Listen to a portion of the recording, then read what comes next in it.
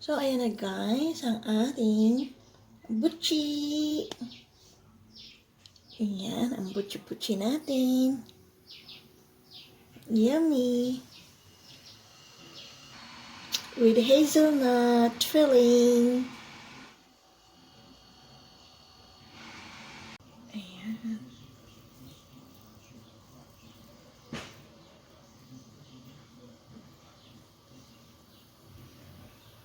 So yummy. Yummy.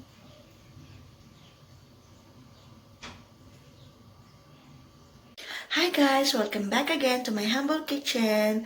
Today gagawa ako ng buchi. Yes, ang filling ko ay hazelnut filling. Yes. So, konti lang ingredients natin at super dali lang siya. So, let's get started. Pakita ko ang ingredients. So, ito kailangan natin ng glutinous rice flour, oil, sugar, at syempre ang sesame seed, at saka ang filling natin ang hazelnut. Yan lang po. This is not a sponsored video. Gawa na tayo ng dough. So, kailangan natin ng 1 cup.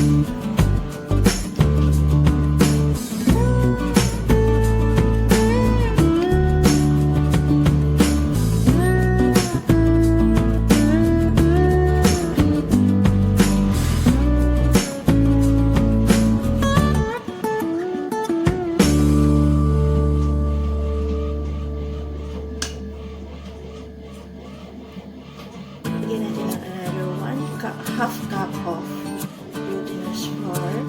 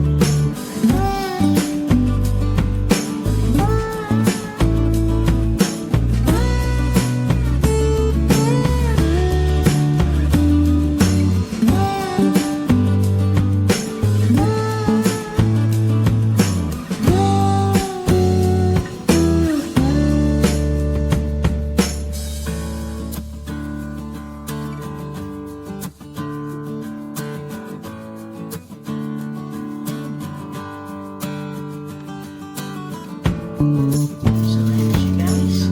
24 pieces. Deep fry na natin siya.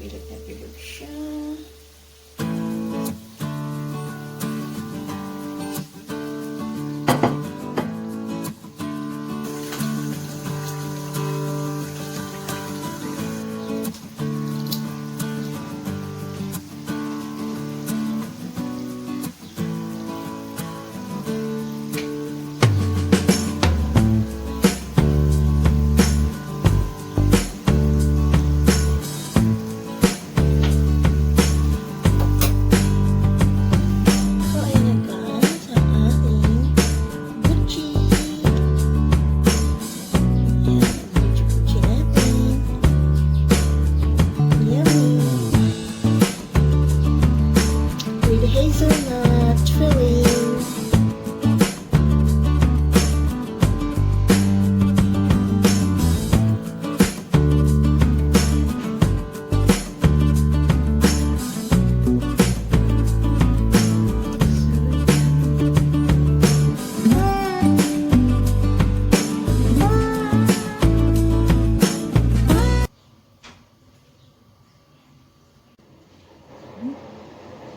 Ang sarap niya guys.